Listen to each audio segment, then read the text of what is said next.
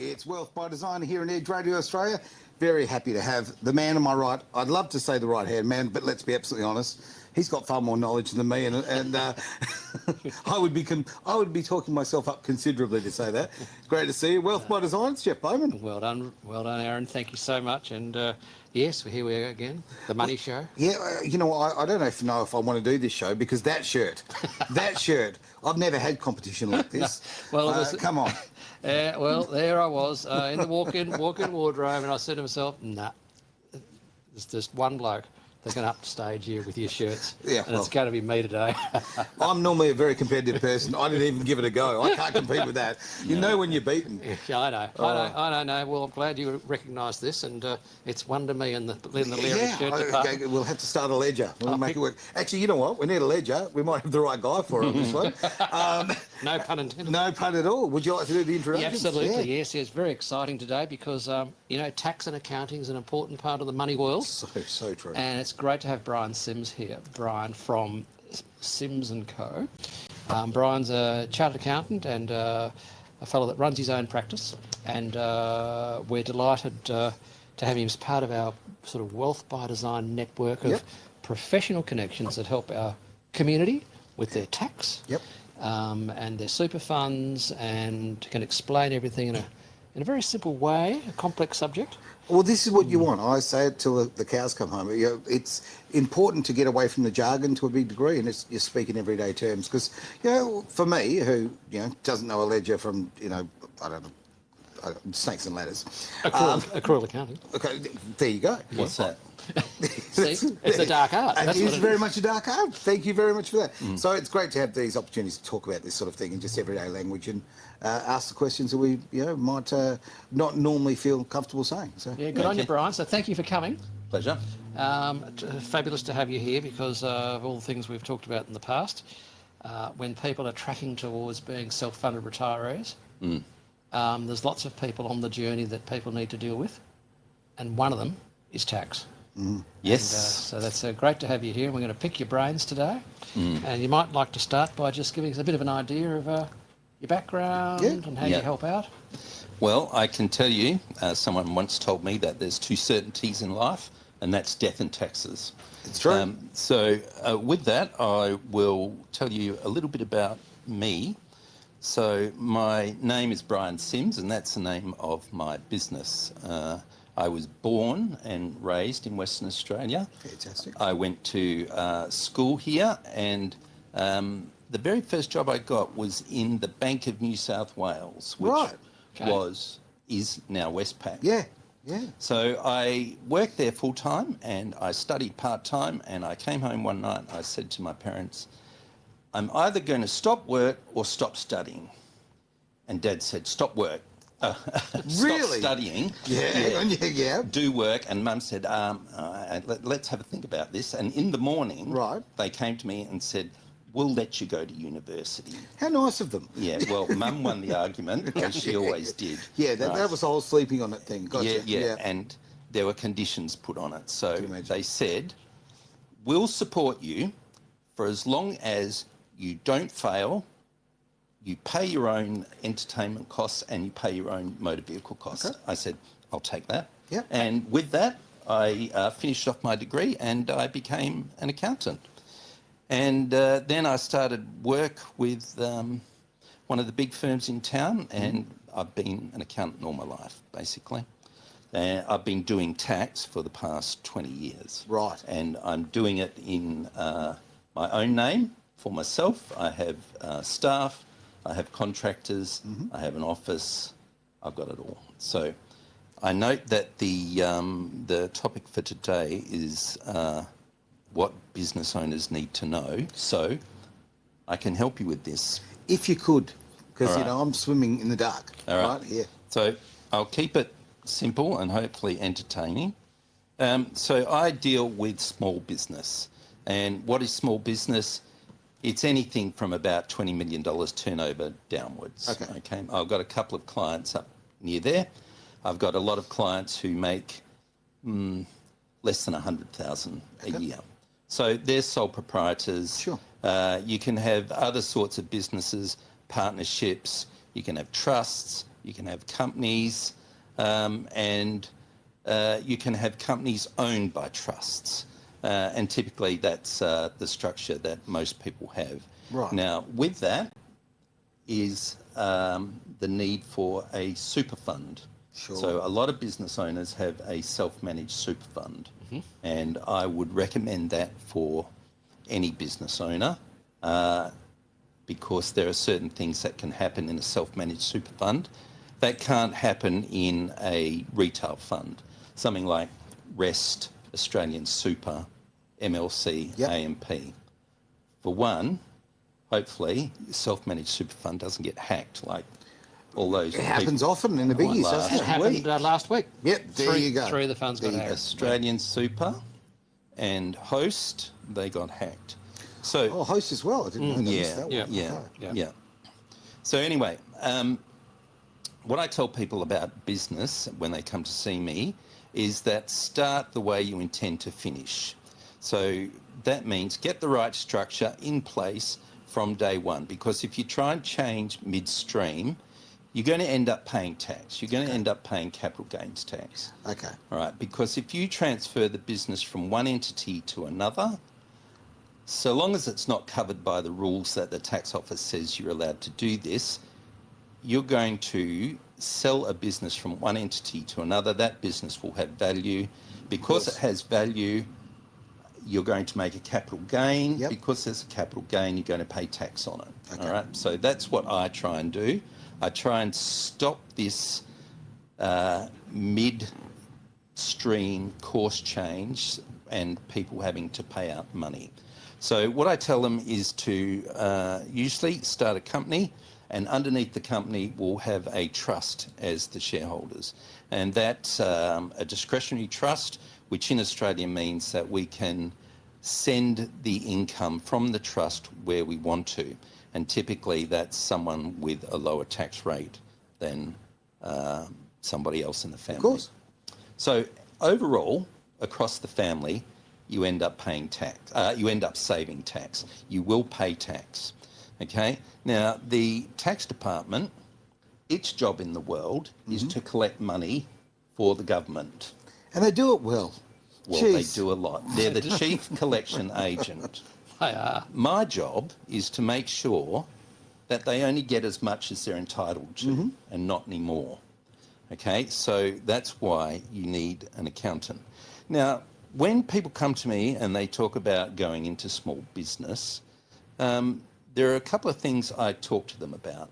Now, if, let's take an example. You've got two doctors married to each other and they come to me and they say, we want to start a business. I'll say, okay, you can do it in this entity. You're both going to be working in the business. Sure. Probably you want to be 50% shareholders. Makes sense. That's fine, okay? Other people might come to me and so I'll just talk in terms of mums and dads, okay? Dad or mum might be a mining engineer earning a lot of money, and the other spouse might be a home husband or a home wife. Sure. Looking after the kids. So if that's the case, you've got a bit of a problem, not only from a tax point of view, but more from an asset protection point of view. So you've got this mining engineer, they're working in a dangerous job, they're doing stuff that is inherently dangerous, and they're employing people, and they might be working for some of the big firms in town like BHP, Rio Tinto, Fortescue. So there's risk attached. course. Okay. So what do we do? I would tell the couple that the person with the less risk owns all the assets. So if they haven't bought a house, and let's say dad is a house husband, Yep. the family house gets bought in dad's name. Okay. Mum, who's the mining engineer, Yep. she becomes a person of straw or a man of straw. She doesn't own anything.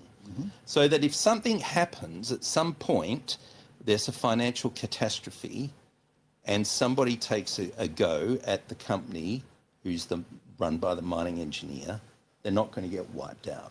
Okay?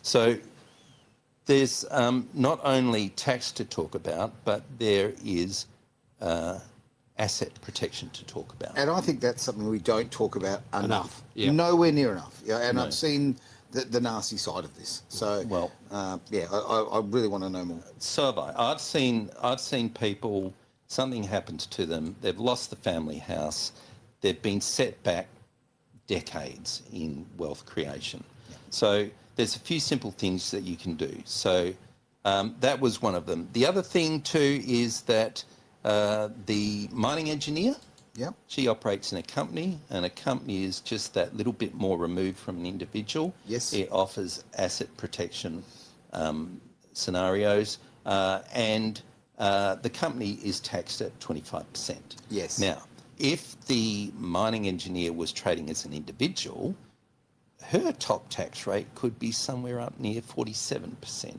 So we're saving money by operating in a company. Considerable amount. A lot. This is not A small lot. numbers. And with a company, as distinct from a trust, you can accumulate the money in the company. So you don't have to distribute everything. Yeah. If you're trading in a trust, yes, you'd have to distribute everything.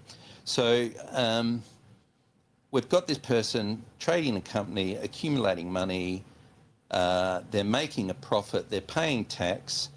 What can they do to build wealth as time goes by? Mm-hmm. Now, I spoke about self-managed super funds earlier. Just bear in mind that I don't have the licenses to give advice on the setting up pensions or asset classifications in a super fund. I would direct you to Jeff, who would direct you to somebody else with the appropriate licenses. But I can talk about the tax treatment of super funds. Now, why is this important? Because there are things that can be done in the super fund that can't be done elsewhere. Well, this is This is why we're having this conversation. Absolutely. This is education. I mean, this is not obviously financial advice. This is education. If you don't know, you don't know. No, right. So let's say, and we won't use the mining engineer anymore, let's say that we have a mum and a dad and they're running a business. Yep. And they're renting a commercial property out in Canning Vale or Malaga, somewhere like that. Okay. I don't know what they do. They might do anything anyway.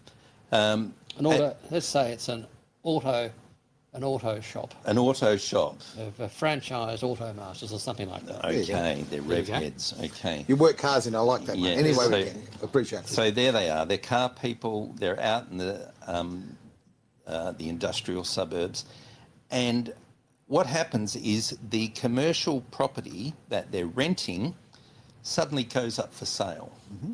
Now, there's two things that can happen. One, they can buy it. Yep. Or two, they move out when it gets sold, or actually three, they continue to rent from the new person. Sure. So if I was those people, I would look at it as an opportunity to actually buy the premises. So how can we do this? We can either do it, we can buy it in the company name, which I'd say not to. Right. Because it's commercial premises, it's allowed to be purchased in a self-managed super fund. So, yes. Oh. Oh, yeah. So we buy the property in the self-managed super fund. Why would we do that? Because you're your own master. You no longer have a tenant. You've not got somebody complaining that you've left oil stains all over their new bitumen car park. That's right. And you can do what you want. So how do you get a self-managed super fund? Well, you go and see Jeff here. When it's all finally set up, you have the super that you've accumulated in other super funds like REST, MLC, AMP, Bankers Trust, whatever. You roll that money out of those super funds and you roll it into your self-managed super fund. Okay. So you're probably going to have 200,000, 300,000, 400,000 sitting in your super fund, which you can use to buy the commercial property. Now, the commercial property might be less than,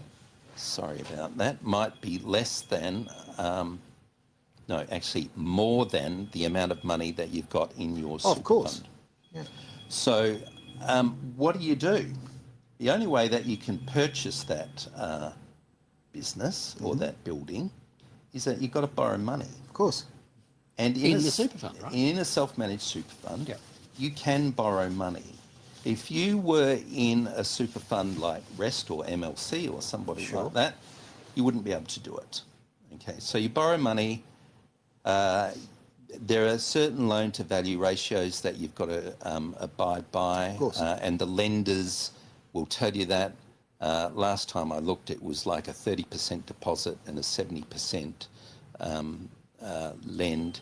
And you've got your super fund owning your property. And how does the super fund make money? Well, it receives the rent from the business that's occupying the property, and it's paying all the holding costs of the property. Mm-hmm. And hopefully after that, there's a profit left over.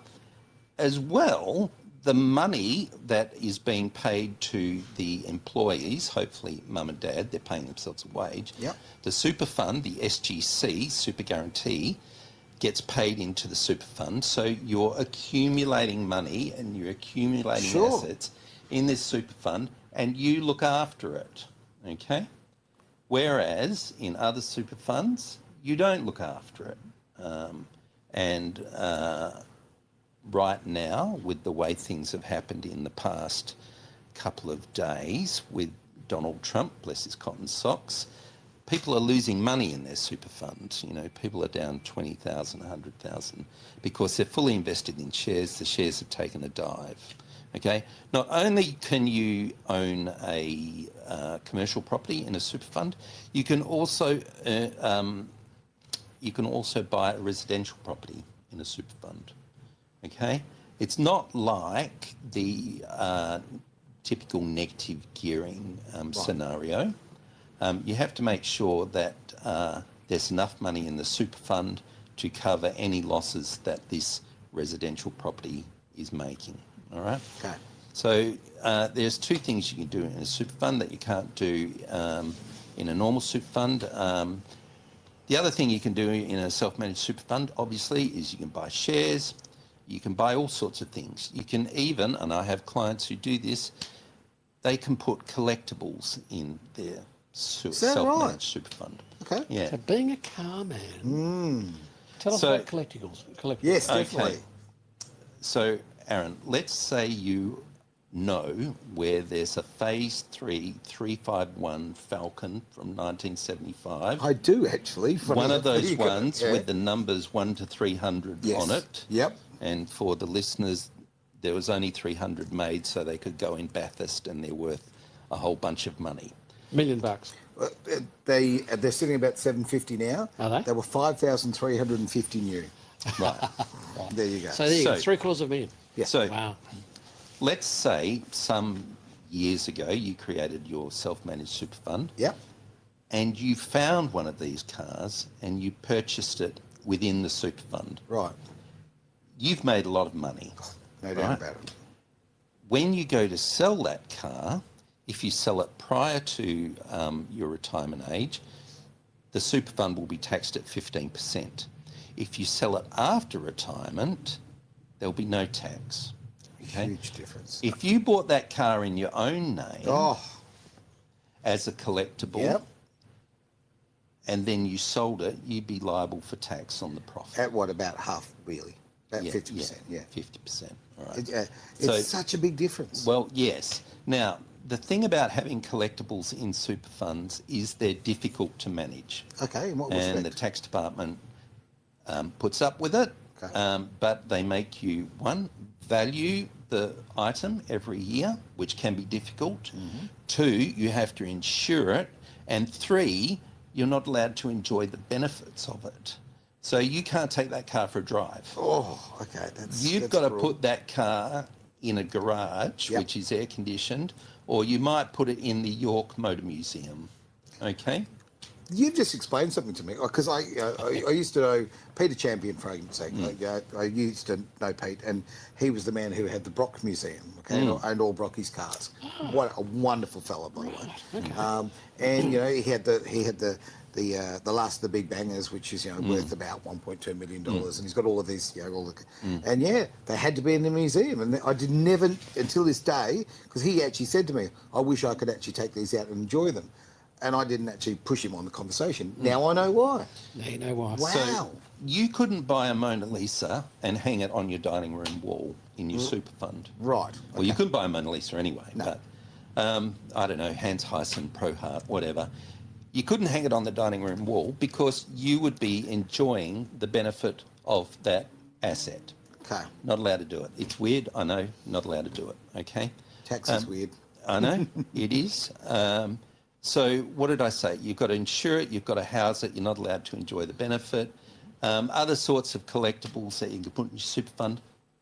I had a lady with diamonds, I've got people with gold bars, I've got people with silver bars, I've got people with vintage motorcycles. Sure. Vintage motorcycles are really hard to value can and imagine. it causes a few problems. You're not allowed to take them for a ride. The tax department would prefer that you didn't have those in your super fund. What they would like is that you have shares that they understand, they get paid a dividend, the dividend goes into the super fund, so on and so forth. Do you It's know what much I'm easier. hearing more than anything in my eyes, is the fact that it's all about how you structure anything, all right? It's where you put them. And we're talking about the same amount of money. It's not like we're saying, oh, you do this and you're going to make a lot more money here, yada, yada, yada. No, it's not like that. It's the same amount of money. You're putting into into your self-managed super, you're putting it into assets. Those things are all very beneficial to you. And I think a lot of people think that to make more money, you've got to make more money. You don't. Right? You just need to be clever about it. That's right. You've got to put it in the right spot. Just on that, I'll give you an example. So I've got a mum and a dad, right? Mm-hmm. And Not unusual, by the way. Yeah. so they're my clients. Okay. And 15 years ago, they've purchased a house in Vic Park on a subdividable block, Right. and they paid $300,000. Okay, right? And they go to sell it because they're nearing retirement and they want some money because daughter's getting married and 300 people are coming. Okay. It's a big And wedding. daughter wants help with the deposit on the house, okay? This is the example. So mum and dad think, what can we do? I know, we'll sell one of our houses. So they bought the house in dual names. Yep. They've paid down the mortgage entirely. They bought it for $300,000. They've sold it for $800,000. Okay, here's the thing. During their lifetime, they've bought other rental properties because every 3 years, the value of the house has gone up. Sure. And the value of the house they live in has gone up, and they've gone to their friendly bank manager and said, we'd like to buy another rental property. And the friendly bank manager said, yes, not a problem, I can help you. I can use the equity in your own home and your existing rental property as the deposit on the second rental property. They said, good, let's do that. So they've got two rental properties. Then 3 years later, they go, we can do this again. And they get 3 rental properties. And the bank manager says, yeah, not a problem. Now, as with all investments, some go up, some go down, some don't do anything. So they go to sell their rental property and they've made $500,000. Right. So they're rubbing their hands together. They Sure. think they're going to get 500 grand in the hand. The bank says, some of your other properties have gone down, and without this property, you don't meet the loan to value ratios that we've set forth. No so way. we're going to keep most of your money so that across all the houses, the loan value is within the ratio that the bank has prescribed. So This is why you need the 80%, information. You need the knowledge, yeah. 80% of the total value of the houses. Okay. So they've sold their house. They thought they were going to use the money to pay for the daughter's wedding. They've got a $500,000 capital gain, Yep. and they have no money. So Asset rich Yeah. and cash flow poor. So how do we avoid this? So this is not tax, by the way. This is just general structuring. If you're into your third, your fourth, your fifth, your sixth rental property, don't go to the same bank. Spread it out. Use another bank, use another lender, because that way you can sell the property and get your money out without having this other bank over here take all your money to cover the rental property that's not doing terribly well. Yeah, it's a very, very good bit of... Yeah. It's Solid such a stat. simple thing, and what a big difference. And any mortgage broker will tell you that. But for those people that like to do things on their own, they go down to the bank, they're friendly with the bank manager. The bank manager's not going to tell them that this is a potential outcome. I'd never heard it before. And So there you the go. reason why they can do that is because in any mortgage document, there's this thing called an all monies clause, which basically means that if you owe the bank money apart from mortgages or stuff like that, if money comes in, they can take it. Yes. All right. Now, let's compare this with a self-managed super fund, and you're buying a property in a self-managed super fund. The lending or the security is restricted to the asset. So if you sell the house and it doesn't pay for the mortgage on the house, they can't go and raid the rest of your super fund. That's important. Yes. Very, very important. It is. Yeah. And there are rules around it, but essentially that's it, okay? So what does poor mum and dad do with a $500,000 tax bill? They come and see me, okay? Right. Yep. So here's the simple maths of it. They've got a $500,000 property. They've got no money. Because they've owned it for 15 years, Yep. they get this thing called a general discount. So Okay. the tax department give them 50% of the profit tax-free. So we're down to $250,000 that I've got to distribute somewhere. So what do? I look on the title to see who owns the property. Now, the title is held tenants in common, which means mum and dad each get 50% of the profit. Okay. Okay, so dad suddenly got 125,000 in his tax return of extra income, and mum's got 125,000 in her tax return of extra income. Dad's on 47% tax rate. We're just watching it disappear. He's going to lose half in tax. Mum, she might be on, 30%, somewhere up there. She's not going to lose as much. Right. So what can they do? There's one thing they can do, and it depends on how much super they've put into their super fund over the past 5 years. If they can find the money, and it might mean that they have to go and remortgage the house and get a redraw Okay. on their house, they can then make a contribution to their self-managed super fund or any other super fund for the under contributions for the past 5 years. Okay? The catch-up provision. A catch-up provision. Yep. So if any of the people out there haven't made any contributions to their super fund for the past 5 years, I worked it out this morning, you could put in $137,500. Okay? So these people in this example with $125,000 extra income in their tax returns, they could put in $125,000 each to net out this extra income. So the income is offset by this deduction. Okay, you can only do it once because you've used up most of your under contributions, but it fixes a problem. So what that means is all of a sudden your super fund's got $500,000 and it's taxed at 15% going in. What do you do with the $500,000? You go and see Jeff, and Jeff will put you onto somebody who can tell you what to do, or he could make a few suggestions himself.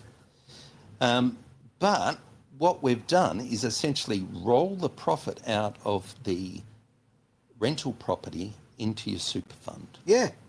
Yeah. And the massive tax advantage of that. Yeah. Right. Yeah. So we're going to talk about small business.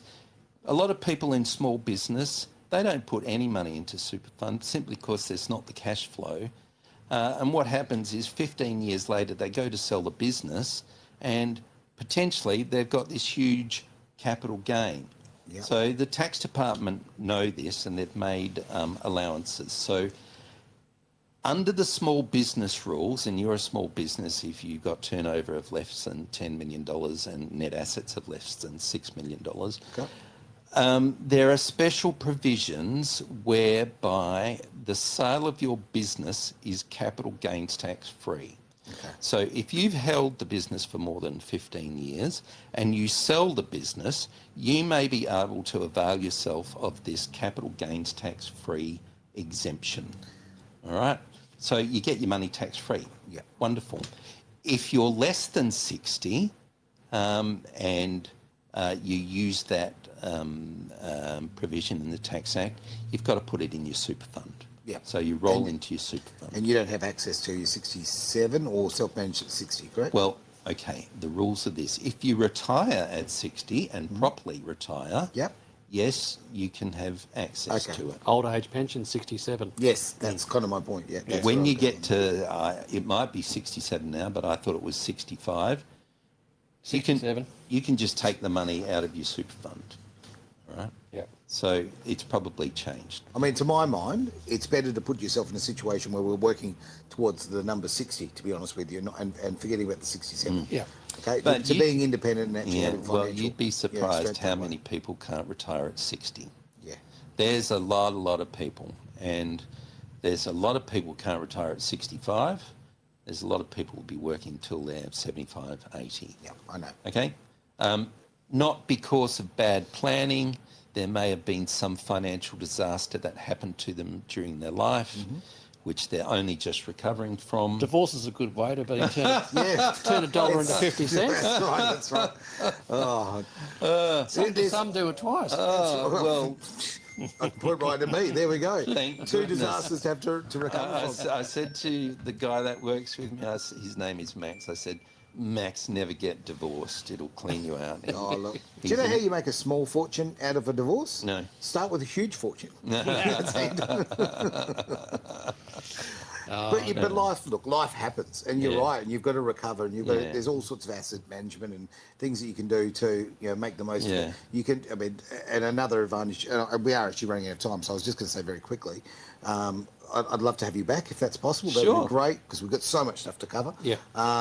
But in the meantime, just a quick little thing about self-managed super. Yeah. That to me, one of the big differences is you've got more access to other asset classes like crypto.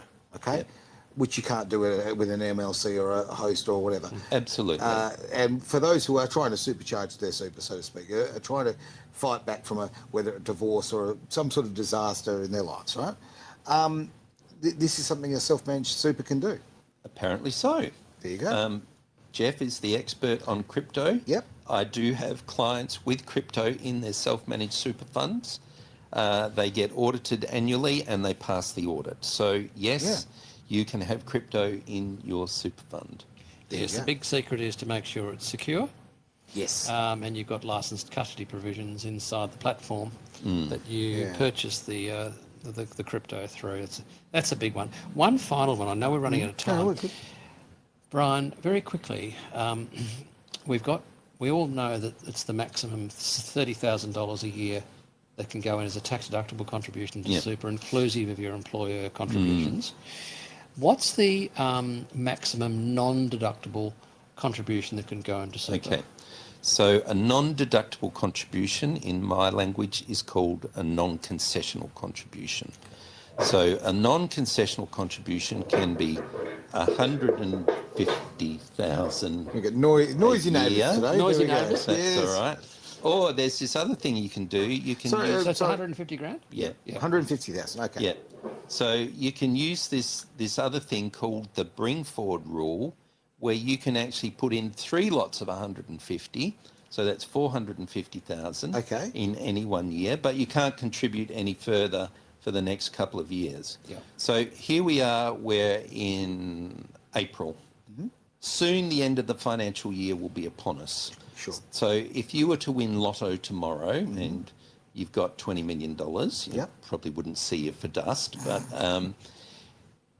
if you had the money, you could put in $30,000 for this year. You could put in, which is tax deductible. You could put in $150,000 for this year, so you've got $180,000. And then on 1 July in the new financial year, you could put in another $450,000. So Bring forward the 153 times. Yeah. Yep. So Right. So all of a sudden, that's fantastic. That's fantastic. you've got what's 4 lots of 150? That's 600,000. Yep. You've got 630,000 in your super fund. You can have that each. So Yes. husband and Oh, wife. right. So husband and wife, if they've just sold a couple of properties and they've cashed up, they go, well, 1.2 million. Yep. Bang, into super. Yeah. And why would you absolutely, have it yeah. in super? Because it's taxed at 15%. That's right. If it's held in your own name, it's taxed at your highest marginal rate, which is like 47% plus 2% Medicare. So Yeah, no, it's this a is no-brainer. it's a tax concessional environment, and one of the biggest problems with super over the last 40 years, as we've said on this show a few times, is that super has been so badly sold by all the institutions and the government as a product, and it's never been explained to people that it's actually a tax structure. And that's just where people like you, Brian, are so valuable, because you can support people like myself and all our clients when it comes to the reality of the fact that it is a tax structure, and accountants are tax people. And 100%. You know, I mean, it goes to it's 1.9 million each now. It goes to 2 million on the 1st of July this year. So the reality is, mum and dad can have 2 million each in super before they pay a 15% tax on the earnings over and above 2 million each. So 4 million the family can have in super. You work so hard all your life, right? We all work very, very hard, and we're trying to build assets for our retirement, right? You know, let's do this in the most efficient possible way. And quite frankly, you deserve that. The bonus, if you like, of a lower taxation rate for the fact that you've worked hard and you've built a nest egg. That you can be self-reliant. more to the point, the government have structured it this way because they want retirees to be self-funded. Yes. So they want you to put as much money into super as you can, so they don't have to pay the pension, and they can put more money into healthcare. Essentially, That's what it comes down to, yes. That's the guts of it. So if you're in your 50s and you're on to your 6th or your 7th rental property, consider a self-managed super fund and purchase any future properties in the super fund. Yeah. Okay? Because as distinct from having them outside a super fund, when you sell it and you're in pension phase, there's no capital gains tax. Yes. Whereas if they're outside the super fund, at some point you're going to sell them. You want to be selling them in the year when you're virtually earning no money whatsoever, no taxable money, so you're getting a payout from your super fund. So you'll be taxed at the lowest rate, but nevertheless you're going to pay tax. Yeah, and I've just come from lunch where there's a fellow in the process working with another professional in the industry, transferring in 17 properties into his self-managed super fund. Is that right? In what's called an in-specie transfer. Okay. He'll exceed the 2 million cap for he and his wife. Doesn't matter. He's happy to pay the 15%. Okay. So that Well, it's still less. so isn't much it? can So you, it's so 15% much is still can be big. done. Yeah. Okay. Yeah. Brilliant. to say. And like I said it before, it's all about the structure of these things. It really is. Look, if people want to get hold of you, well, both of you, I suppose best bet is the port of call, talk to Wealth by Design. Yeah, you come to right? Wealth by Design. Brian's one of our preferred go-to tax professionals within our group, and any leads that come or require us from today will go straight through to Brian. Yep. Thank you. So thank you, Brian, for your It's a pleasure. attendance today and your all right. valuable insights. Okay. So much knowledge, to be honest. I'm all I overwhelmed. I might need to lie down. I only got halfway through. I know. That's why you got to come But back. I love that. Okay, about well, yourself, quite frankly, being an accountant, you love your facts and your figures and your information. You're so prepared. It's brilliant. Okay, and I would rather see my accountant walk in with a big pile of paperwork and preparation than come in and wing it. It's sort of, to me, it shows your work ethic. So Thank you. good on you, mate. Fantastic. Real All right. pleasure to have you here. Pleasure. Well, that is the end of the show. Thank you for being part of Wealth by Design here in Edge.